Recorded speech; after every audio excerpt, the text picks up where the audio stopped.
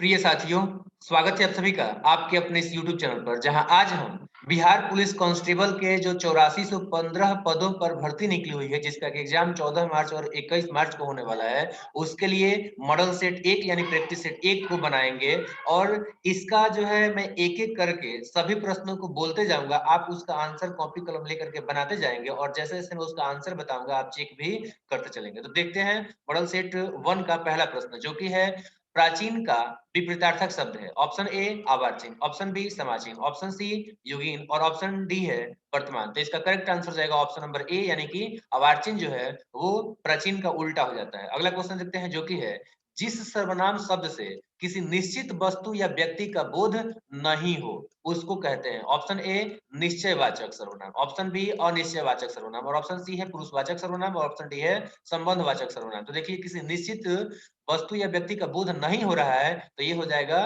अनिश्चयवाचक सर्वनाम। तो इसका सही आंसर ऑप्शन नंबर बी। अगला क्वेश्चन देखते हैं, जो कि है जिन शब्दों का लिंग वचन कारक पुरुष और काल आदि के कारण रूप परिवर्तन नहीं होता है कहलाते हैं। ऑप्शन ए अभिकारी शब्द, ऑप्शन बी अव्यय और ऑप्शन सी है ए और बी दोनों और ऑप्शन डी है क्रिया विशेषण। तो देखिए, जिसका कि आपका कुछ भी परिवर्तन नहीं होता है, यानी कि अभिकारी में देखिए अ का मतलब नहीं और विकारी का मतलब हो गया जिसका कि जिसमें कोई विकार ना हो, कोई बदलाव नहीं हो। ठीक है, और अव्यय का मतलब अ मतलब नहीं और व्यय मतलब जिसमें खर्च हो, यानी कि बदलाव।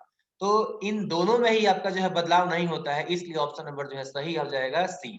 ए और बी दोनों सही है। अगला क्वेश्चन देखते हैं, तो अगला जो हमारा क्वेश्चन है वो है निम्नलिखित में शुद्ध शब्द का चयन करें। और इसमें ऑप्शन है जयंती जिसमें कि हर्षिकार है और ऑप्शन बी है अवार्चिन जिसमें कि हर्षिकार है और ऑप्शन नंबर सी है कलयुग और ऑप्शन डी है संग्रहित। तो इसमें जो है आपका सबसे सही आंसर हो जाएगा ऑप्शन नंबर सी कलयुग जो है इसमें शुद्ध शब्द है, जबकि जयंती अवार्चिन या फिर संग्रहित जो है वो हर्षिकार से होने की वजह से आपके जो है गलत है। तो अगला क्वेश्चन देखते हैं। अगला क्वेश्चन है अनाज के नाम पुल्लिंग होते हैं लेकिन इसका अपवाद जो है क्या है, एक्सेप्शन बताना है। तो ऑप्शन ए है ज्वार, ऑप्शन बी है मक्का, ऑप्शन सी है सरसों और ऑप्शन डी है उपयुक्त तीनों। तो देखिए, इनमें जो है ज्वार मक्का और सरसों ये तीनों के तीनों जो होते हैं ये पुल्लिंग नहीं होते हैं, जिसको से कि ये अपवाद हो जाएंगे। अगला क्वेश्चन देखते हैं, तो अगला क्वेश्चन है निम्नलिखित में पुल्लिंग शब्द का चयन करें। ऑप्शन है उड़ान, कल्पना, घटना और आविष्कार। तो इसमें जो है आपका सही आंसर हो जाएगा ऑप्शन नंबर डी, यानी कि आविष्कार जो है वो एक पुल्लिंग शब्द है। अगला क्वेश्चन देखेंगे, जो कि है ऊपर अव्यय का विशेषण क्या होता है।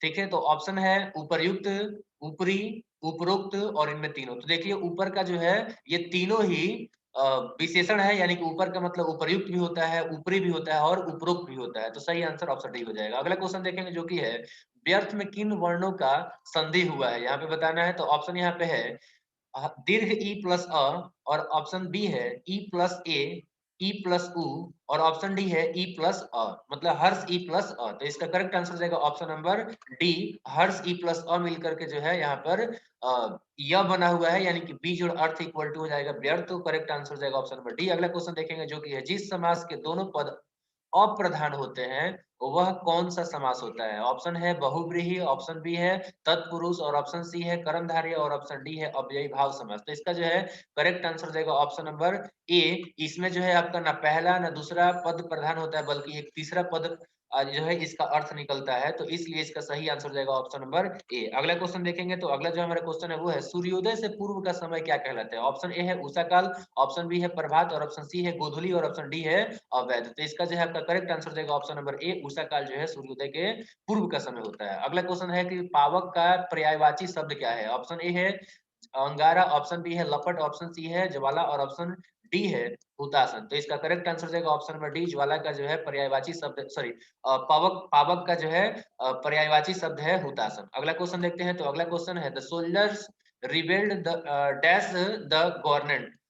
ऑप्शन है एट, ऑप्शन बी है ऑन और ऑप्शन सी है विद और ऑप्शन डी है अगेंस्ट। तो आपको जो है डैश यानी कि जो आपका ब्लैंक स्पेस है वहां पर आपको फिल करना है the soldiers rebelled dash the government. तो इसका जो है करेक्ट आंसर जाएगा ऑप्शन नंबर डी, यानी कि जो है सोल्जर्स ने जो है जो गवर्नमेंट है उसके खिलाफ में उन्होंने जो है रिबेल किया हुआ है, यानी कि जो है विरोध किया हुआ है। तो इसका करेक्ट आंसर जाएगा ऑप्शन नंबर डी। अगला क्वेश्चन देख लेते हैं, जो कि है choose the correct antonym of soft. Soft मतलब हो जाता है मुलायम, और इसमें देख लेते हैं इसका जो है करेक्ट ऑप्शन क्या हो जाएगा। तो यहाँ पे ब्लंट है, थीन है, डेलिकेट है और हार्ड है। तो इसका करेक्ट आंसर हो जाएगा आपका जो option number D, hard. Soft का जो है उल्टा होता है। अगला क्वेश्चन देखेंगे, जो कि है पिक आउट द राइट और करेक्ट वर्ड। तो इसमें जो है आपको करेक्ट वर्ड चूज करना है। ऑप्शन है फेयरवेल, इसमें ऑप्शन स्पेलिंग आप लोग चेक कर लेंगे।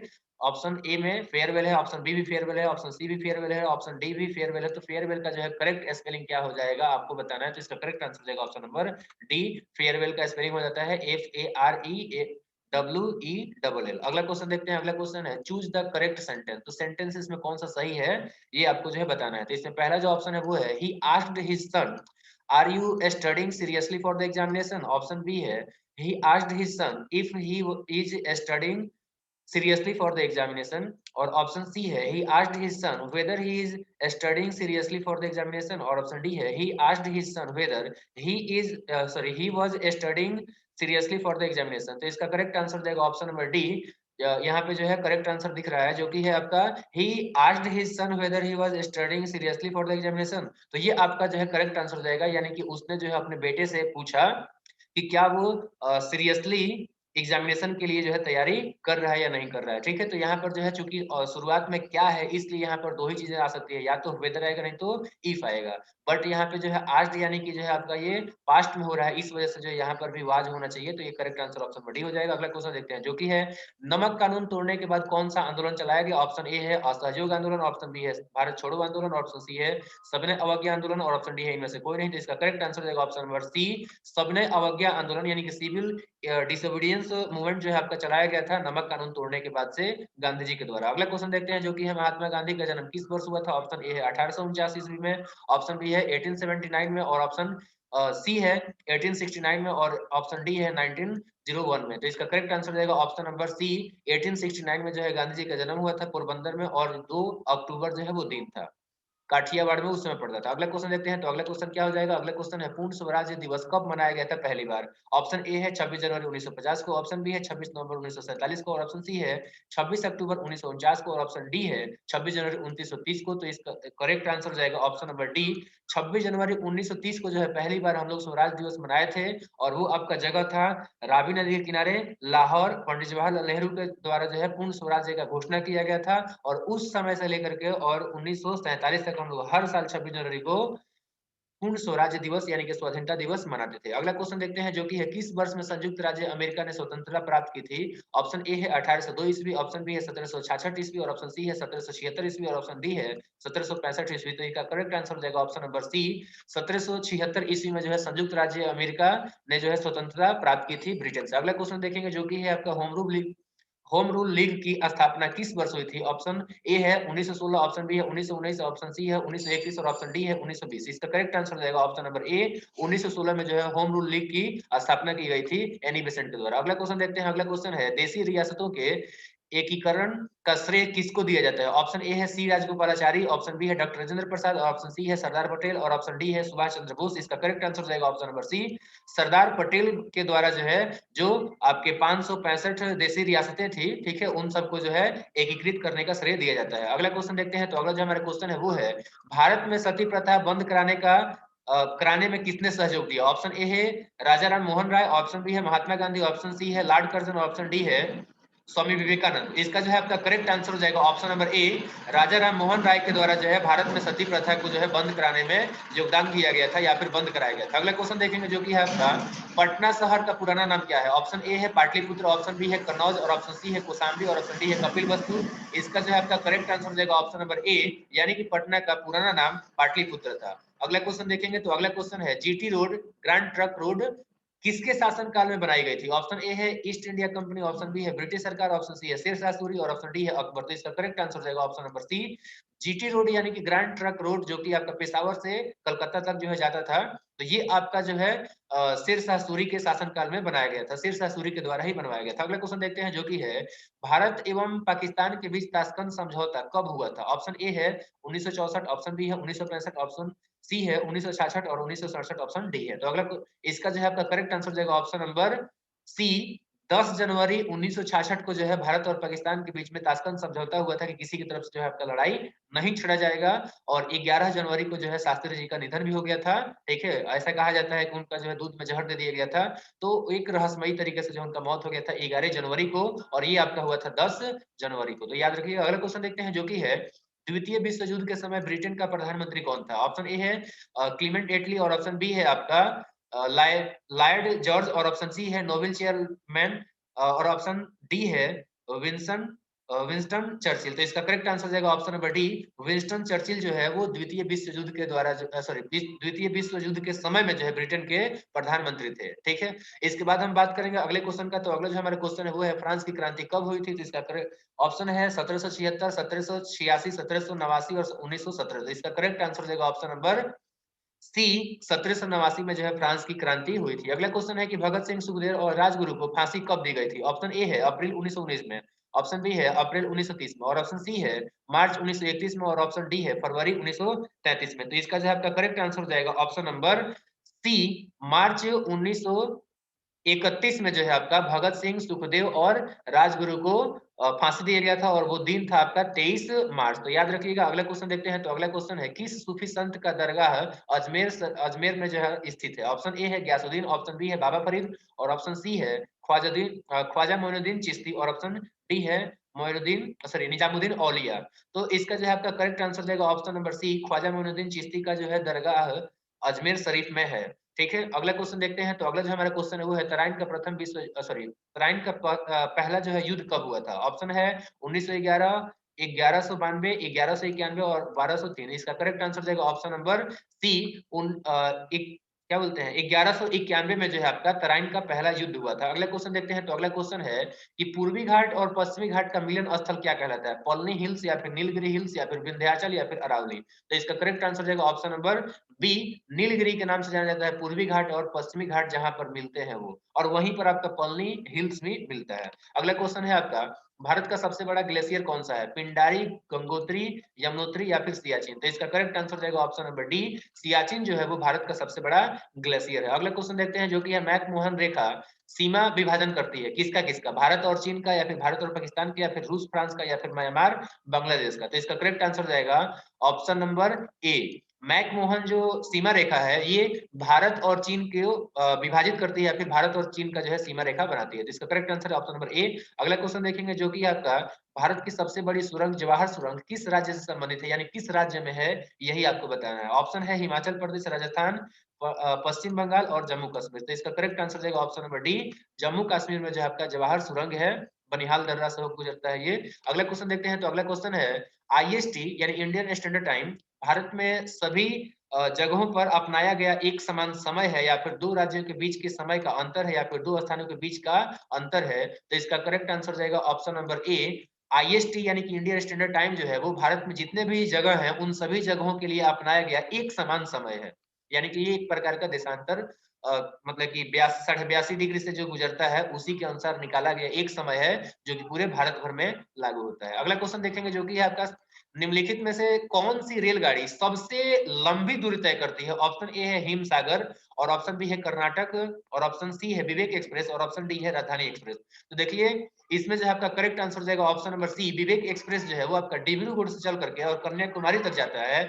कुल मिलाकर के ये जो आपका 4280 किलोमीटर दूरी तय करता है। ये भारत में जो है सबसे लंबी दूरी तय करने वाला एक्सप्रेस है। हिमसागर भी काफी लंबा दूरी तय करता है, ये आपका जो है जम्मू कश्मीर से लेकर के आपका जो है नीचे कन्याकुमारी तक जाता है, लेकिन सबसे ज्यादा जो आपका विवेक एक्सप्रेस याद रखिएगा 4280 किलोमीटर। ठीक है, अब देखते हैं हम लोग अगला क्वेश्चन। तो अगला क्वेश्चन क्या हो जाएगा वो है भारत में हिमालय की सबसे ऊंची चोटी कौन सी है। देखिए यहाँ पे क्वेश्चन क्या है, क्वेश्चन घुमाया हुआ है, इसको आपको सबसे इसको जो है काफी ध्यान से आपको समझना चाहिए। देखिए यहाँ पे क्वेश्चन पूछा हुआ है कि भारत में हिमालय की सबसे ऊंची चोटी कौन सी है और ऑप्शन दे दिया है केटू, कंचनजंगा, नंदा देवी और माउंट एवरेस्ट। आप लोग जानते हो कि माउंट एवरेस्ट भारत में है नहीं, आप इसको नहीं लगाएंगे। ठीक है, और जानते हो कि इसके बाद जो दूसरा सबसे बड़ा जो है केटू है और तीसरा सबसे बड़ा कंचनजंगा, इसलिए आप टिक मार के आ जाएंगे केटू, लेकिन इसका करेक्ट आंसर जाएगा ऑप्शन नंबर बी कंचनजंगा, क्योंकि कंचनजंगा जो है हिमालय का भाग है और केटू जो है हिमालय का भाग नहीं है, इसलिए जो है केटू इसका आंसर नहीं होगा। अगला क्वेश्चन देखते हैं। तो अगला क्वेश्चन है भारत की सबसे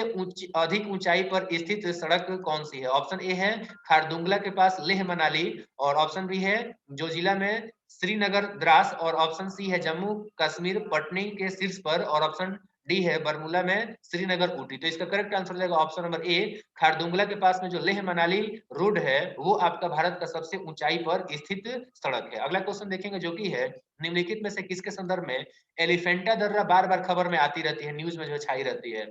ये बांग्लादेश से संबंधित है, नेपाल से संबंधित है, या फिर श्रीलंका से संबंधित है, या फिर भारत से संबंधित है? इसका करेक्ट आंसर हो जाएगा ऑप्शन नंबर सी, श्रीलंका से संबंधित है आपका जो है एलिफेंटा दर्रा, जिसको कि हम लोग जफना का गेटवे भी कहते हैं, क्योंकि ये जो आपका जफना है उसका जो है ये प्रवेश मार्ग है, ठीक है? तो इसलिए जो है इसको हम लोग बोलते हैं एलिफेंटा दर्रा, जो कि श्रीलंका से संबंधित है, और ये आपका श्रीलंका के जफना जो एक क्षेत्र है, जो उसी जफना क्षेत्र का प्रवेश द्वार के नाम से भी जाना जाता है। अगला क्वेश्चन देखते हैं। तो अगला क्वेश्चन है बिहार में सोमेश्वर की पहाड़ी किस जिले में है? भागलपुर में, गया में, चंपारण में, या फिर रोहतास में? तो इसका करेक्ट आंसर देगा ऑप्शन नंबर सी, सोमेश्वर की जो पहाड़ी है वो चंपारण में स्थित है। अगला क्वेश्चन देखते हैं जो कि है मैंग्रोव किसे कहा जाता है? ऑप्शन ए आम के पेड़ का उद्यान, या फिर मानव निर्मित वन, या फिर लवण कच्छ का एक प्राकृतिक वन, या फिर जो है एक प्रकार का पशु है मैंग्रोव। तो इसका करेक्ट आंसर देगा ऑप्शन नंबर सी, यानी कि जो है मैंग्रोव जो है वो लवण कच्छ का एक प्राकृतिक वन होता है। अगला क्वेश्चन देखेंगे जो कि है मसालों का सर्वाधिक उत्पादन किस राज्य में होता है? ऑप्शन ए है तमिलनाडु, ऑप्शन बी है केरल, और ऑप्शन सी है कर्नाटक, और ऑप्शन डी है आंध्र प्रदेश। तो इसका जो है करेक्ट आंसर हो जाएगा केरल, यानी कि केरल में जो है सबसे ज्यादा मसाला का उत्पादन किया जाता है। अगला क्वेश्चन है कि कौन सा नदी, यानी कौन सी नदी पश्चिम की ओर बहते हुए अरब सागर में प्रवेश करती है? ऑप्शन है गोदावरी, कृष्णा, कावेरी और नर्मदा। तो इसका जो है आपका करेक्ट आंसर जाएगा ऑप्शन नंबर डी, नर्मदा और ताप्ती नदी, दो नदियां ऐसी भारत में बहती हैं जो कि आपका पश्चिम की दिशा में बहते हुए जाकर के अरब के सागर में गिरती है। तो इसका करेक्ट आंसर याद रखिएगा, नर्मदा हो जाएगा ऑप्शन नंबर डी। अगला क्वेश्चन देखते हैं जो कि निम्नलिखित बांधों में सबसे अधिक लंबा बांध कौन है? मैथान बांध, भाखड़ा नंगल बांध, हीराकुंड बांध, या फिर नागार्जुन सागर बांध? तो इसका जो है आपका करेक्ट आंसर जाएगा ऑप्शन नंबर सी, हीराकुंड बांध, जो कि आपका जो है ये महानदी महानदी जो कि आपका उड़ीसा में बहती है उसी पर स्थित है। तो याद रखिएगा हीराकुंड बांध जो है भारत का सबसे लंबा बांध है, जो कि महानदी के ऊपर स्थित है, और ये उड़ीसा में। अगला क्वेश्चन देखेंगे जो कि है किन दो तिथियों को दिन और रात बराबर होते हैं? 23 मार्च और 21 दिसंबर, 21 मार्च और 23 सितंबर, या फिर 1 मार्च और 30 सितंबर, और ऑप्शन डी है 1 सितंबर और 23 मार्च। तो इसका जो है करेक्ट आंसर जाएगा ऑप्शन नंबर बी, यानी कि जो है आपका 21 मार्च और 23 सितंबर को जो है आपका दिन और रात दोनों जो है आपके बराबर होते हैं। अगला क्वेश्चन देखते हैं। तो अगला जो हमारा क्वेश्चन है वो है आपका भारत के संविधान सभा के अस्थायी सभापति कौन थे? तो यहाँ पे ऑप्शन है Sachchidanand Sinha, doctor Rajendra Prasad, B R Ambedkar और जवाहरलाल नेहरू। तो इसका करेक्ट आंसर जाएगा option number A, Sachchidanand Sinha जो है 9 दिसंबर को जो है आपके क्या बोलते हैं अस्थायी सभापति बनाए गए थे, क्योंकि ये सबसे ज्यादा बुजुर्ग थे और ये बिहार से थे, याद रखिएगा।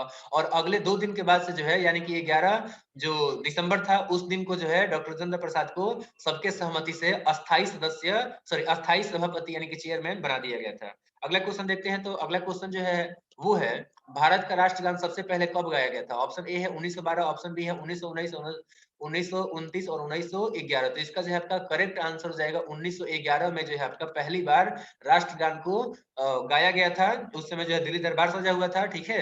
और ये आपका जो 27वां कांग्रेस का जो है अधिवेशन था, ये भी याद रखिएगा, ठीक है। अगला क्वेश्चन देखते हैं। तो अगला क्वेश्चन है प्रस्तावना का वह प्रावधान जो सभी वयस्क नागरिकों को मतदान का अधिकार प्रदान करता है कहलाता है? ऑप्शन ए पंथ निरपेक्षता, ऑप्शन बी प्रजातंत्र, और ऑप्शन सी है समाजवाद, और ऑप्शन डी है गणतंत्र। तो इसका जो है करेक्ट आंसर जाएगा ऑप्शन नंबर डी, गणतंत्र। क्योंकि आप गणतंत्र का परिभाषा जानते हैं, गणतंत्र में क्या होता है? गणतंत्र एक ऐसा शासन का पद्धति होता है जिसमें कि सरकार का जो मुखिया होता है, प्रधान होता है, उसको जो है निर्वाचन के द्वारा चुना जाता है, ठीक है। तो मतलब जनता चुनती है। तो चूंकि जनता तभी न चुनेगी जब मतदान करेगी। तो इसका जो आपका करेक्ट आंसर था ऑप्शन नंबर डी। अगला क्वेश्चन देखेंगे जो कि आपका पाकिस्तान और बांग्लादेश भारत के अंग कब तक थे? तो इसका जो है ऑप्शन है 1971, 1942 और 1945 और 1947। जहां तक मुझे लगता है 1947 होना चाहिए था, बट अभी अभी जो है मैंने एक बुक में पढ़ा, वहां पर 1971 दिया हुआ है। तो इसका करेक्ट आंसर हम 1971 लेंगे। अगला क्वेश्चन देखते हैं। तो अगला जो है क्वेश्चन है संविधान की संरचना की परिकल्पना का उद्भव सबसे पहले कहाँ हुआ था? ऑप्शन ए है फ्रांस, ऑप्शन बी है स्विट्जरलैंड, ऑप्शन सी है ब्रिटेन, और ऑप्शन डी है जापान। तो इसका करेक्ट आंसर रहेगा ऑप्शन नंबर सी, ब्रिटेन में जो है सबसे पहले संविधान की संरचना का परिकल्पना का उद्भव हुआ था। अगला क्वेश्चन देखते हैं। तो अगला क्वेश्चन है हमारे देश का संवैधानिक नाम क्या है? भारत, या फिर भारत अर्थात इंडिया, या फिर हिंदुस्तान, या फिर आर्यवर्त? तो देखिए संवैधानिक रूप से अगर बात करेंगे तो हमारे देश का जो है भारत है वो देश जो है उसका नाम है भारत अर्थात इंडिया। आप देखेंगे जब भी संविधान या फिर जो है आप जब भी कॉन्स्टिट्यूशन के बारे में स्टडी किए होंगे तो आप देखते होंगे जो पहला हमारा अनुच्छेद है वहीं पे कहा जाता है कि भाई भारत अर्थात इंडिया जो है वो राज्यों का एक संघ है। तो उसमें जो है ये नाम दिया गया है भारत अर्थात इंडिया, यानी कि दोनों नाम, हिंदी नाम भी और इंग्लिश नाम भी। ठीक है, वैसे भी हमारे देश का जो है जो आधिकारिक जो भाषा चुना गया है वो आपका जो है इंग्लिश और हिंदी दो चुना गया है। ठीक है, तो अगला क्वेश्चन देखते हैं। अगला क्वेश्चन है हमारा, विश्व में लिखित संविधान किस देश का सबसे विस्तृत है, यानी सबसे जो आपका चौड़ा लंबा है। ठीक है, तो इसका ऑप्शन है चीन, अमेरिका, जापान और भारत। तो इसका करेक्ट आंसर देगा ऑप्शन नंबर डी। हम लोग जानते हैं कि विश्व में सबसे जो लंबा लिखित संविधान है वो है भारत का। अगला क्वेश्चन देखते हैं। तो अगला क्वेश्चन है, भारत की नागरिकता निम्नलिखित में से किस प्रकार से प्राप्त की जा सकती है। ऑप्शन ए है जन्म से, दूसरा है वंशानुक्रम से, और ऑप्शन सी है देशीकरण से, और ऑप्शन डी है उपर्युक्त सभी से। तो देखिए भारत में जो है नागरिकता इन तीनों ही विधियों से मिलता है। जन्म, कोई व्यक्ति जन्म लेता है भारत में तो उसको जो है भारत का नागरिकता प्राप्त होता है, या फिर वंश के अनुसार भी मिल जाता है, या फिर कोई व्यक्ति दूसरे देश से आया हुआ है और कुछ समय से 10 साल से जो है इंडिया में रह रहा है तो उसको देशीकरण के माध्यम से भी जो है नागरिकता मिल जाता है। तो ऑप्शन जो है इसका सही हो जाएगा, option number D correct answer हो जाएगा। अगला क्वेश्चन देखते हैं। तो अगला जो हमारा क्वेश्चन है वो है, इसका जो है आंसर हम लोग याद रखेंगे। इसका आंसर मैंने क्या बताया है, तो इसका आंसर जो हमने बताया हुआ है ऑप्शन नंबर डी। अब देख लेते हैं हम लोग अगला क्वेश्चन। तो अगला जो हमारा क्वेश्चन है वो है 54 नंबर की, राष्ट्रगान को कितने समय में गाया जाता है। 55 सेकंड, या फिर जो है 52 सेकंड, या फिर 60 सेकंड, या फिर ऑप्शन नंबर डी 90 सेकंड। तो इसका जो है आपका करेक्ट आंसर जाएगा ऑप्शन नंबर बी, 52 सेकंड में हम लोग जो है राष्ट्रगान को गाते हैं। अगला क्वेश्चन है कि भारत में कोई विदेशी कितने वर्ष रहने के बाद यहाँ की नागरिकता के लिए आवेदन कर सकता है। ऑप्शन है 3 वर्ष, ऑप्शन बी है 5 वर्ष, ऑप्शन सी है 7 वर्ष, ऑप्शन डी है 10 वर्ष। तो इसका करेक्ट आंसर जाएगा ऑप्शन नंबर डी। अभी मैंने बताया था देशीकरण के जो यहाँ पे मैंने टॉपिक को समझाया था, वहां पे बताया था कि 10 साल से कोई विदेशी व्यक्ति अगर यहाँ पे रह रहा है तो वो नागरिकता के लिए अप्लाई कर सकता है और यहाँ का नागरिकता ले सकता है। अगला क्वेश्चन देखते हैं। तो अगला क्वेश्चन है, निम्न में से कौन मौलिक अधिकार नहीं है। ऑप्शन ए है धार्मिक स्वतंत्रता का अधिकार, ऑप्शन बी है समानता का अधिकार, और ऑप्शन सी है विचार और अभिव्यक्ति का अधिकार, ऑप्शन डी है सभी पुरुषों और महिलाओं हेतु समान काम के लिए समान वेतन का अधिकार। तो इसका जो है करेक्ट आंसर जाएगा ऑप्शन डी, सभी पुरुषों और महिलाओं के लिए समान काम के लिए समान वेतन का अधिकार जो है वो इंडिया के पुरुष और महिलाओं का मौलिक अधिकार नहीं है, वो एक कानूनी अधिकार हो सकता है। ठीक है, जबकि विचार और व्यक्ति का अधिकार जो है मौलिक अधिकार है, समानता और धार्मिक स्वतंत्रता का अधिकार भी मौलिक अधिकार है। अगला क्वेश्चन देखते हैं। तो अगला जो हमारा क्वेश्चन है वो है, मौलिक अधिकार के रक्षक के रूप में कार्य करता है। ऑप्शन ए है सर्वोच्च और उच्च न्यायालय, ऑप्शन बी है केवल सर्वोच्च न्यायालय, और ऑप्शन सी है राष्ट्रपति, और ऑप्शन डी है केवल उच्च न्यायालय। इसका करेक्ट आंसर जाएगा सर्वोच्च न्यायालय और उच्च न्यायालय दोनों जो है हमारे देश के नागरिकों के मौलिक अधिकार के रक्षक के रूप में कार्य करते हैं। अगला क्वेश्चन है, वे कौन से राष्ट्रपति हैं जो लगातार 2 बार अपने पद पर रहे। ऑप्शन ए है राजेंद्र प्रसाद, ऑप्शन बी है एस राधाकृष्णन, और ऑप्शन सी है जाकिर हुसैन, और ऑप्शन डी है इनमें से सभी। तो इसका जो है आपका करेक्ट आंसर जाएगा option number A, doctor Rajendra Prasad, जो कि भारत के स्वतंत्र भारत के पहले राष्ट्रपति थे। वो आपका लगातार 2 बार जो है अपने पद पर बने रहे थे। अगला क्वेश्चन देखते हैं। तो अगला क्वेश्चन है, युद्ध की घोषणा या शांति का फैसला करने में कानूनी रूप से कौन सक्षम है, राष्ट्रपति, संसद, मंत्रिपरिषद या फिर प्रधानमंत्री। तो इसका जो आपका करेक्ट आंसर जाएगा ऑप्शन नंबर ए, राष्ट्रपति जो होते हैं वो युद्ध की घोषणा कर सकते हैं या फिर शांति का भी फैसला वो ले सकते हैं, उनके पास अधिकार है। अगला क्वेश्चन देखते हैं। तो अगला क्वेश्चन है, राष्ट्रपति को पद की शपथ कौन दिलाता है। ऑप्शन ए है लोकसभा का अध्यक्ष, ऑप्शन बी है प्रधानमंत्री, और ऑप्शन सी है उपराष्ट्रपति, और ऑप्शन डी है भारत का मुख्य न्यायाधीश। तो इसका जो है आपका करेक्ट आंसर जाएगा, भारत के जो चीफ जस्टिस होते हैं यानी कि मुख्य न्यायाधीश होते हैं वो आपको राष्ट्रपति को जो है पद की शपथ दिलाते हैं। अगला क्वेश्चन है कि 1 ग्राम वाले पदार्थ का तापमान 1 डिग्री सेल्सियस बदलने के लिए आवश्यक ऊष्मा की मात्रा को क्या कहते हैं। ऑप्शन ए है ऊर्जा, ऑप्शन बी है विशिष्ट ऊर्जा, और ऑप्शन सी है गुप्त ऊर्जा, और ऑप्शन डी है इनमें से कोई नहीं। तो इसका करेक्ट आंसर जाएगा ऑप्शन नंबर बी, यानी कि 1 ग्राम किसी पदार्थ को का तापमान अगर 1 डिग्री सेल्सियस हमको बदलना है तो उसमें जो हमें ऊष्मा लगाना पड़ता है, यूज करना पड़ता है, उसको बोलते हैं हम लोग विशिष्ट ऊर्जा। अगला क्वेश्चन देखते हैं। तो अगला क्वेश्चन है, किस तापक्रम पर सेंटीग्रेड और फारेनहाइट दोनों का जो है वैल्यू सेम रहता है, 0 डिग्री पर, या फिर -273 डिग्री पर, या फिर -40 डिग्री पर, या फिर 4 डिग्री पर। तो इसका करेक्ट आंसर रहेगा ऑप्शन नंबर सी, -40 डिग्री पर जो है सेंटीग्रेड यानी कि सेल्सियस और फ़ारेनहाइट दोनों जो पैमाने हैं, स्केल है, उन पर जो वैल्यू होता है वो इक्वल होता है। अगला क्वेश्चन देखते हैं। तो अगला जो हमारा क्वेश्चन है वो है, हम लोग सूर्य को वास्तविक सूर्योदय से पहले और सूर्यास्त के बाद तक देख सकते हैं, इसका कारण क्या है? तो इसका कारण ऑप्शन ए है परावर्तन, ऑप्शन बी है प्रकीर्णन, ऑप्शन सी है अपवर्तन और ऑप्शन डी है विवर्तन। तो इसका करेक्ट आंसर जाएगा ऑप्शन नंबर सी, अपवर्तन के कारण सूर्य उदय होने के पहले ही हमें दिखाई दे देता है और सूर्यास्त होने के बाद तक भी ये हमें दिखाई देता है। अगला क्वेश्चन देखते हैं। तो अगला क्वेश्चन है कि डॉपलर का प्रभाव किससे संबंधित है? ध्वनि से, जनसंख्या से, मनोविज्ञान से या फिर मुद्रा प्रचलन से? तो इसका करेक्ट आंसर जाएगा ऑप्शन नंबर ए, ध्वनि से संबंधित होता है डॉपलर इफेक्ट।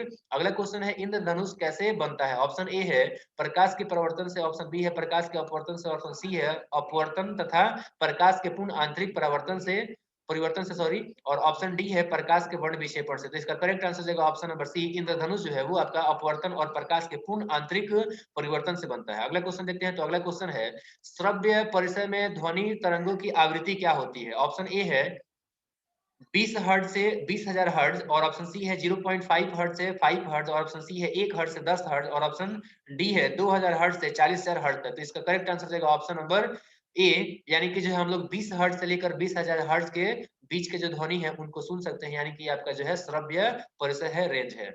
अगला क्वेश्चन है कि बल्ब फूटने पर तेज आवाज होती है, बल्ब के फूटने पर तेज आवाज होती है क्योंकि इसके अंदर शून्य होता है, ऑप्शन ए, या फिर ऑप्शन बी तंतु धातु का वायुमंडलीय गैसों के संपर्क में आने पर तीव्र प्रतिक्रिया होती है, या फिर ऑप्शन सी इसके अंदर ज्वलनशील गैस भरा होता है, या फिर ऑप्शन डी इसके अंदर भरा अक्रिय गैस काफी गर्म होता है। तो इसका जो आपका करेक्ट आंसर हो जाएगा ऑप्शन नंबर ए, इसके अंदर शून्य होता है यानी कि निर्वात होता है। अगला क्वेश्चन देखते हैं। तो अगला क्वेश्चन है प्रस्रव्य ध्वनि सुनी जा सकती है, ऑप्शन ए कुत्तों के द्वारा, मनुष्य के द्वारा या फिर माइक्रोफोन के द्वारा या फिर इनमें से किसी के द्वारा नहीं। तो इसका करेक्ट आंसर जाएगा कुत्ता जो है वो आपका प्रस्रव्य ध्वनि सुन सकता है, यानी कि ऑप्शन नंबर ए। अगला क्वेश्चन है जल यानी कि H2O का अधिकतम घनत्व किस तापमान पर होता है?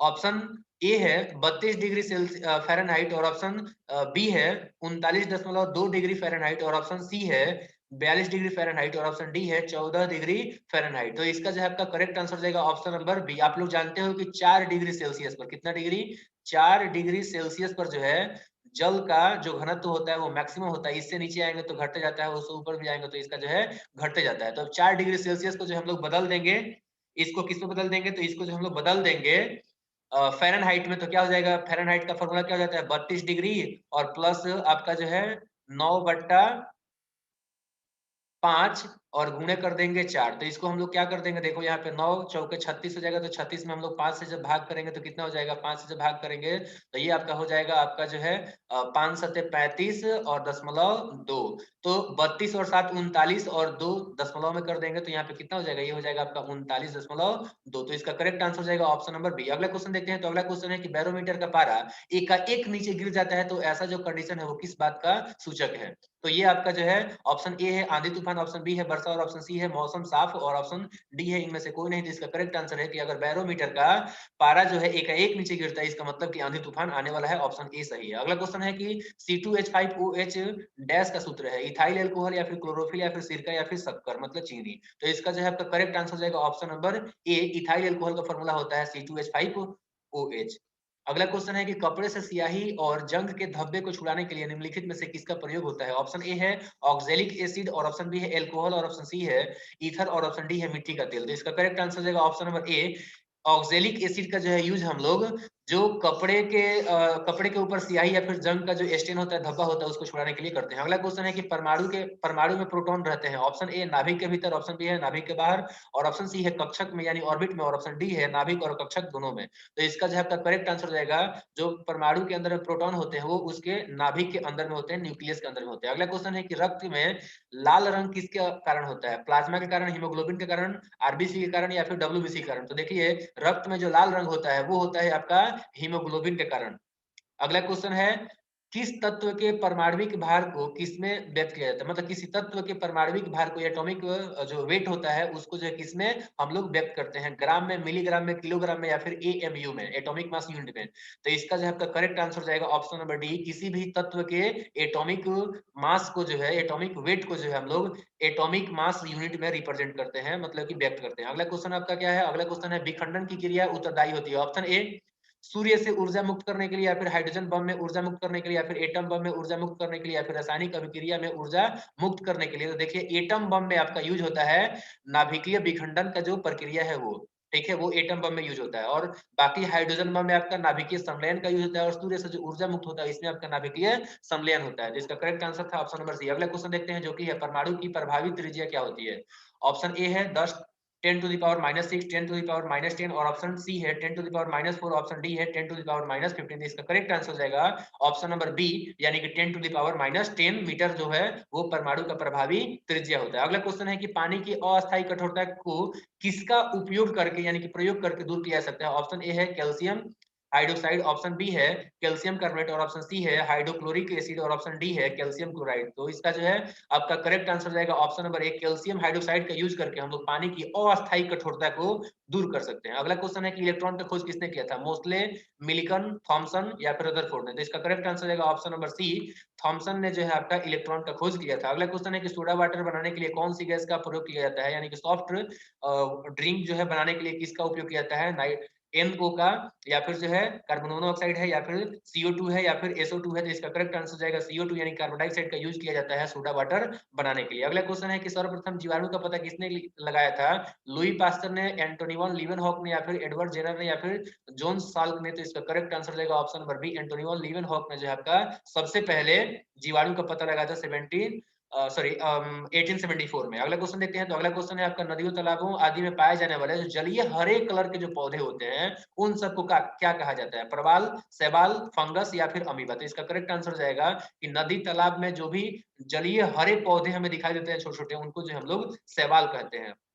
अगला क्वेश्चन है कि निम्नलिखित में कौन विषाणु के द्वारा होने वाली बीमारी है, हैजा, टेटनस, पीलिया, या सॉरी पीलिया नहीं, पोलियो, या फिर आपका जो है गोनोरिया। तो इसका जो है आपका करेक्ट आंसर जाएगा ऑप्शन नंबर सी, पोलियो जो होता है वो एक वायरल डिजीज है, जबकि ये जो है आपका गोनोरिया है ये आपका जो है बैक्टीरियल डिजीज है। तो इसका जो है आपका करेक्ट आंसर था, याद रखिएगा, सिंपल सी बात है, पोलियो जो है वो आपका एक वायरल डिजीज है। अगला क्वेश्चन देखते हैं। तो अगला क्वेश्चन क्या है, शरीर में थर्मोस्टेट यानी कि ताप स्थिरांक का काम करने वाली ग्रंथि कौन सी है, एड्रिनल, पिट्यूटरी, थायराइड या फिर जो है हाइपोथैलेमस। तो इसका करेक्ट आंसर जाएगा ऑप्शन नंबर डी, हाइपोथैलेमस जो होता है हमारे बॉडी में टेम्परेचर को कंट्रोल करता है, ताप को स्थिर करता है। तो इसका correct answer option number D है। अगला क्वेश्चन देखते हैं जो कि है इंसुलिन स्रावित होता है। ऑप्शन ए अग्नाशय यानी कि पेनक्रियाज से, और ऑप्शन बी है पैराथायरॉइड से, या फिर ऑप्शन सी है यकृत यानी कि लीवर से, और ऑप्शन डी है पिट्यूटरी ग्लैंड से। तो इसका करेक्ट आंसर जाएगा ऑप्शन नंबर ए, इंसुलिन जो है वो आपका अग्नाशय यानी कि पेनक्रियाज से निकलने वाला एक हार्मोन है जो कि आपका sugar level, blood sugar level को कंट्रोल करता है। अगला क्वेश्चन देखते हैं जो कि है इन सभी में से सबसे अधिक मात्रा में कैरोटीन किस में पाया जाता है, गाजर में,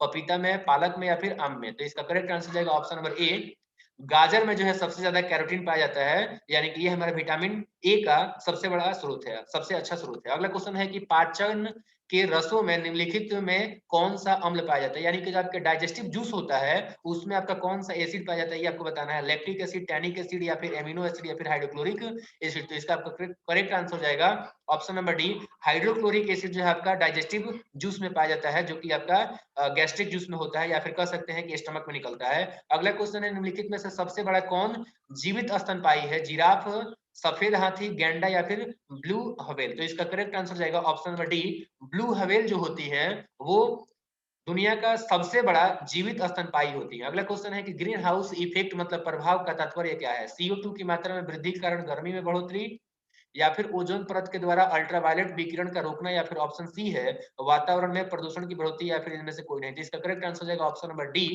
सॉरी ऑप्शन नंबर ए, यानी कि जो है आपका ग्रीन हाउस प्रभाव का तात्पर्य है कार्बन डाइऑक्साइड की मात्रा में वृद्धि के कारण गर्मी में बढ़ोतरी होना। अगला क्वेश्चन देखते हैं। तो अगला जो हमारा क्वेश्चन है वो है जेली स्टार्च प्रोटीन उदाहरण है, ऑप्शन ए द्रव का गैस में विलयन, ऑप्शन बी है द्रव का द्रव में विलयन, ऑप्शन सी है द्रव का ठोस में विलयन, ऑप्शन सी है गैस का द्रव में विलयन। इसका करेक्ट आंसर जाएगा ऑप्शन नंबर सी, यानी कि जेली स्टार्च और प्रोटीन जो होते हैं वो आपके द्रव का ठोस में विलयन होते हैं। अगला क्वेश्चन है कि यदि 3a equal to sorry 3 into angle A equal to 4 into angle B equal to 6 into angle C हो तो ए बी सी का अनुपात क्या होगा। देखिए 3 into angle A equal to 4 into angle B है, यानी कि एंगल ए बट्टा एंगल बी इक्वल टू आपका क्या हो जाएगा 4/3। ठीक है, अब निकाल लेते हैं हम लोग एंगल, यहाँ पे क्या है 3 एंगल ए इक्वल टू क्या है 6 एंगल सी। तो यहाँ पर अब एंगल ए बटे एंगल सी करेंगे तो ये हो जाएगा आपका जो है 6/3। तो अब इसको क्या करेंगे, इसको कटा देंगे ना, तो ये आपका जो है ऊपर आ जाएगा 2 और नीचे आ जाएगा 1।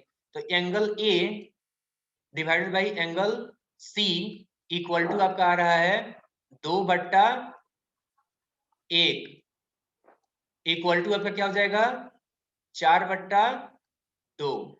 अब देखिए एंगल ए यहाँ पे हमने 4 ला दिया, तो देखिए यहाँ पे angle A divided by angle B divided by angle C. तो देखिए आपने यहाँ पे देखा था कि एंगल ए की जगह पे यहाँ पर 4 आया हुआ है, ऊपर देखिए आप, इसके बदले नीचे देखिए एंगल बी के बदले में क्या आया है 3 आया है, और जब 4 एंगल ए है तो उसके बदले में एंगल सी क्या आया है 2 आया है। तो इसलिए इसका रेशियो क्या हो जाएगा 4:3:2, यानी कि जो है आपका ऑप्शन नंबर बी सही है। अगला क्वेश्चन देखते हैं जो कि है आपका एक समचतुर्भुज के सभी भुजाओं की लंबाई 10 सेंटीमीटर है और एक विकर्ण 16 सेंटीमीटर है, तो दूसरे विकर्ण की लंबाई क्या होगी। तो यहाँ पर जो है देखिए ये एक आपका जो है समचतुर्भुज हो गया। अब इसमें आपका चारों कितना है, चारों जो है आपका 16 है। अब इसका विकर्ण बना लेते हैं, तो यह हो गया आपका विकर्ण जो कि आपका 90 डिग्री पे एक दूसरे को कट करता है। तो एक आपका जो है 16, ये आपका 16 है, और विकर्ण का दिया हुआ है कि सॉरी ये जो है आपके जो भुजा है ये आपके 10 दिए हुए हैं, ठीक है, और विकर्ण 16 है, यानी कि ये एक जो आपका साइड होगा ये हो जाएगा आपका 8, ठीक है। तो ये हो जाएगा 8, और चूंकि एक समकोण त्रिभुज बन रहा है तो 10 के स्क्वायर में से 8 का स्क्वायर घटा देंगे, यानी कि आपका 10 का स्क्वायर मतलब 100, 100 में से 8 का स्क्वायर यानी कि 64, 100 में से जब 64 घटाएंगे तो आ जाएगा 36, और 36 का जो है हम लोग अंडर रूट निकाल देंगे तो आ जाएगा आपका जो है 6। तो इसका जो है आपका करेक्ट आंसर जाएगा ऑप्शन नंबर डी 6 सेंटीमीटर। यहाँ पर जो है एक सेकंड, 6 तो आएगा आपका आधा, आधा आएगा 6, तो हम लोग जो है दोनों को जब ऐड कर लेंगे तो इसका आपका करेक्ट आंसर जाएगा ऑप्शन नंबर बी, यानी कि जो आपका 12 सेंटीमीटर। उम्मीद करता हूँ कि बातें आपको समझ में आ गया है। मैंने क्या बताया है, मैंने यही बताया है कि एक आपका जो है समचतुर्भुज है। अब समचतुर्भुज का जो है आपका भुजा दिया हुआ है, समचतुर्भुज का भुजा क्या दिया हुआ है, ये आपका 10 दिया हुआ है, ठीक है। और इसका जो है जब दोनों विकर्ण से कट करते हैं तो एक आप 4 ठो त्रिभुज बनेगा, तो कोई एक त्रिभुज ले लीजिएगा, तो आपका जो साइड का ये जो साइड है मतलब बगल का जो भुजा है ये आपका 10 सेंटीमीटर है, और विकर्ण का आधा यानी कि एक आपका हो जाएगा 8। तो विकर्ण का दूसरे का जो आधा निकाल लेंगे, 10 का स्क्वायर मतलब 100 में से आपका 8 का स्क्वायर यानी कि 64 घटा देंगे तो आएगा 36, और 36 का वर्ग रूट निकाल देंगे, सॉरी रूट स्क्वायर निकाल देंगे, तो ये आपका क्या हो जाएगा, ये आ जाएगा 6। अब इसका डबल कर देंगे तो आ जाएगा 12। ये आपका करेक्ट आंसर हो जाएगा ऑप्शन नंबर बी। अगला क्वेश्चन देखते हैं, तो अगला क्वेश्चन हो जाएगा आपका चित्र में बीओसी वृत्त का व्यास है, यहाँ पे देख सकते हैं बीओसी वृत्त का व्यास है, और एबी इक्वल टू एसी है, तो फिर एंगल एबीसी क्या होगा। तो देखिए यहाँ पर जो है ये जो है आपका बीओसी चूंकि वर्ग का व्यास है, यानी कि यहाँ पर बनेगा 180 डिग्री, ठीक है, और इसके द्वारा जो आपका ये सरकमफेरेंस है इस पर जो एंगल बनेगा इसका जो है आपका आधा बनेगा, इसलिए इसका करेक्ट आंसर जाएगा ऑप्शन नंबर, यहाँ पे एक सेकंड, यहाँ पे आंसर क्या निकलना है, ए बी सी निकलना है। तो ये आपका जो है 90 डिग्री होगा, ठीक है। अब angle A equal to 90 degree हो गया। अब चूंकि ये और ये बराबर है तो इसके सामने का जो एंगल होगा ये भी बराबर हो जाएगा, इसलिए दोनों के दोनों जो है आपके 45 डिग्री हो जाएंगे। तो इसका जो है आपका करेक्ट आंसर जाएगा ऑप्शन नंबर बी 45 डिग्री। तो इसका करेक्ट आंसर जाएगा क्या चीज, option number B correct answer जाएगा इसका। अब देखते हैं हम लोग अगला क्वेश्चन। तो अगला क्वेश्चन क्या है, तो अगला क्वेश्चन जो है वो है हमारा 94 नंबर की चित्र में वो एक वृत्त का केंद्र है और angle A C B 30 degree है, तो एंगल ए ओ बी क्या होगा। तो देखिए यहाँ पे क्या दिया हुआ है, यहाँ पे ए और बी जो कि सरकमफेरेंस पर 2 पॉइंट है, तो यहाँ पर जो है इनके द्वारा बनाया गया सरकमफेरेंस पर जो एंगल है वो क्या है, वो है आपका 30 डिग्री, ठीक है। तो इन्हीं दोनों पॉइंट के द्वारा जो है आपका सेंटर में बनाया गया एंगल कितना होगा, यानी कि एंगल ए ओ बी कितना होगा, तो ये इसका डबल हो जाएगा, यानी कि correct answer option number C हो जाएगा 60 डिग्री। अगला क्वेश्चन देखते हैं जो कि है एक घनाभ की लंबाई, चौड़ाई और ऊंचाई क्रमशः 15 मीटर, 6 मीटर और 5 डेसीमीटर है, तो इसका पार्श्व पृष्ठीय क्षेत्रफल क्या होगा। तो पार्श्व पृष्ठीय क्षेत्रफल बराबर क्या होता है 2 into L H plus B H, ठीक है। अब देख लेते हैं इसमें, तो देखो यहाँ पे इस फॉर्मूला पे हम लोग निकाल देंगे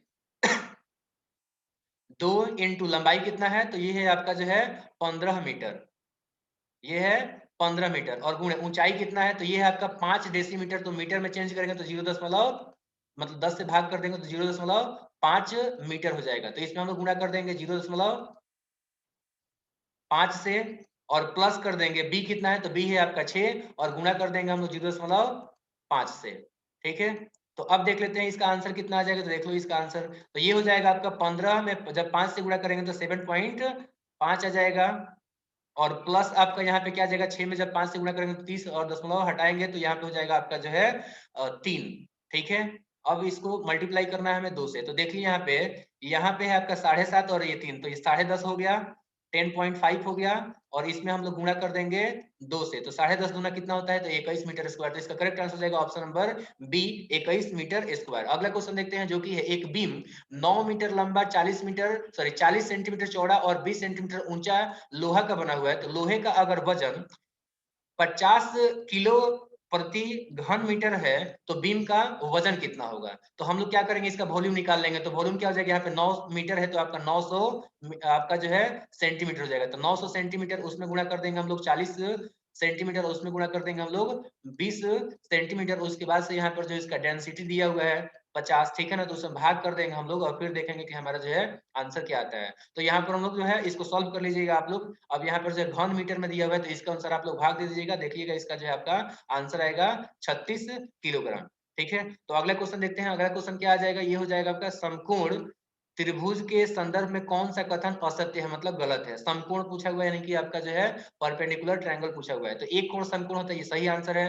कर्ण स्क्वायर बराबर लंब स्क्वायर प्लस आधार स्क्वायर होता है, ये भी सही बात है। और एक कोण अधिक कोण होता है, जो कि गलत आंसर है। तो आपका सही हो जाएगा ऑप्शन नंबर सी, कि भाई समकोण त्रिभुज के संदर्भ में ये जो दिया हुआ है कि एक कोण अधिक कोण होता है, यानी कि 90 डिग्री से अधिक होता है, ये आपका गलत दिया हुआ है। बाकी कर्ण जो है सबसे बड़ा भुजा होता है, ये भी सही है, और दोनों पहले जो मैंने बताया था वो भी सही है। अगला क्वेश्चन देखते हैं, जो कि एक 14 सेंटीमीटर लंबी वृत्ताकार सम्मेलन का आयतन 11 सेंटीमीटर के किनारे पर बनाए गए घन के आयतन के बराबर है, तो बेलन का व्यास आपको बताना है। तो देखिए यहाँ पे क्या दिया हुआ है, यहाँ पे बेलन का आयतन क्या होता है, pi r square h equal to क्या दिया हुआ है, ये जो आपका घन है इसका आयतन। तो इसका आयतन क्या हो जाएगा, 11 का क्यूब हो जाएगा, यानी कि 11 गुणे 11 गुणे 11। ठीक है, अब यहाँ पे क्या है 22/7 हो जाएगा। तो ये हो गया आपका 22/7, और गुणे आपका आर स्क्वायर और एच का वैल्यू कितना दिया हुआ है, तो 14 दिया हुआ है, और इक्वल टू आपका क्या है 11 गुणे 11 और गुणे 11। तो अब क्या कर देंगे, ये 7 से आपका कट जाएगा तो ये आ जाएगा आपका जो है 2। अब यहाँ पे जो है ये 11 से कट जाएगा तो ये 2 बार में कटेगा, और ये 11 से एक बार कट गया, तो इधर आपका क्या हो गया, इधर हो गया आपका 121, मतलब 11 गुणे 11, और बट्टा ये आपका दोनों मल्टीप्लाई में था तो इधर आएगा तो भाग में आ जाएगा। अब यहाँ पे आर स्क्वायर था तो स्क्वायर इधर जाएगा तो अंडर रूट में आ जाएगा। तो ये आपका हो जाएगा कितना, तो ये हो जाएगा 11/2, 11/2, यानी कि जो आपका 5.5 हो जाएगा। करेक्ट आंसर ऑप्शन नंबर ए यहाँ पर बिल्कुल सही आंसर हो जाएगा। यहाँ पर जो है गलती से यहाँ पे दे दिया गया है, आंसर कर दिया गया है सब 11, जबकि इसका करेक्ट आंसर रहेगा ऑप्शन नंबर ए। अगला क्वेश्चन देखते हैं, तो अगला क्वेश्चन क्या हो जाएगा, अगला क्वेश्चन जो है इसका जो है मैं काट देता हूँ, ये 11 नहीं होगा। अगला क्वेश्चन क्या हो जाएगा, तो अगला क्वेश्चन है, यदि बहुपद px का शून्यक -1 है तो px का एक गुणनखंड क्या होगा। तो हम लोग जानते हैं कि px का जो भी शून्यक होता है उस x मतलब वेरिएबल में जो है माइनस कर देते हैं उसी शून्यक को, तो आपका जो है एक गुणनखंड हो जाता है। तो हम लोग क्या करेंगे, x -1 कर देंगे, यानी कि जो है ये हो जाएगा x + 1 इसका करेक्ट आंसर। तो ऑप्शन नंबर सी इसका सही आंसर है। अगला क्वेश्चन देखते हैं, तो अगला क्वेश्चन है 3 सेंटीमीटर त्रिज्या वाले वृत्त के केंद्र O से 5 सेंटीमीटर दूर स्थित P से वृत्त पर स्पर्श रेखा PT की लंबाई क्या होगी। तो ये हो गया एक वृत्त। अब यहाँ पे इसका जो है रेडियस कितना दिया हुआ है, ये दिया हुआ है आपका जो है 3 सेंटीमीटर। अब यहाँ पे क्या पूछा जा रहा है, तो इसका जो है एक स्पर्श रेखा है। अब ये जो स्पर्श रेखा है ये केंद्र से 5 सेंटीमीटर की दूरी पर है। तो ये आपका जो है 5 सेंटीमीटर की दूरी पर है। मैं बना देता हूँ यहाँ पे, एक सेकंड। ये आपका जो है 5 सेंटीमीटर दूरी पर है। तो चूंकि आप लोग जानते हो कि कोई भी जो स्पर्श रेखा होता है वो उसके जो है सरकमफेरेंस पर परपेंडिकुलर होता है उसके त्रिज्या से या फिर उसके जो है सेंटर से। तो यहाँ पर जो है एक परपेंडिकुलर ट्रायंगल बन रहा है। अब देखिए ये आपका जो कर्ण है, मतलब जो हाइपोटेनस है, ये आपका 5 है, और ये जो आपका बेस है या फिर जो भी मान लो इसको, तो ये 3 है। तो 5 का स्क्वायर में से 3 का स्क्वायर हम लोग हटा देंगे, तो 5 का स्क्वायर में से 3 का स्क्वायर घटा देंगे और अंडर रूट कर देंगे, तो ये हमारा आंसर आ जाएगा। तो 25 में से हम लोग जब 9 घटाएंगे तो ये कितना हो जाएगा, ये हो जाएगा आपका 16। तो 16 का अंडर रूट निकाल देंगे तो क्या आ जाएगा, इसका आंसर आ जाएगा ऑप्शन नंबर बी, 4 सेंटीमीटर। इस तरीके से जो है आज हमने 100 क्वेश्चन किया, जो कि मॉडल सेट 1 था, प्रैक्टिस सेट 1 था। और आप लोग जो है कमेंट करके अपना आंसर बताएंगे कि आपका जो है स्कोर कितना आ रहा है, क्या आप सेफ जोन में है या फिर नहीं है। देखिए आपका अगर जो है 75 प्लस नंबर आ रहा है, यानी कि आप सेफ जोन में हैं, 80 आ रहा है और भी अच्छी बात है, लेकिन अगर उससे कम आ रहा है तो आप लोग जो है और भी मेहनत करने की आवश्यकता है। इस वीडियो लेक्चर को अंत तक देखने के लिए आपका बहुत बहुत धन्यवाद। ऐसे ही करके आप डेली इस चैनल को विजिट कीजिए या फिर नोटिफिकेशन को देख करके जो है डेली एक एक प्रैक्टिस सेट लगाइए 14 मार्च तक। आपका जो है रिजल्ट पक्का श्योर है कि होगा ही होगा। थैंक यू, धन्यवाद एक बार फिर से।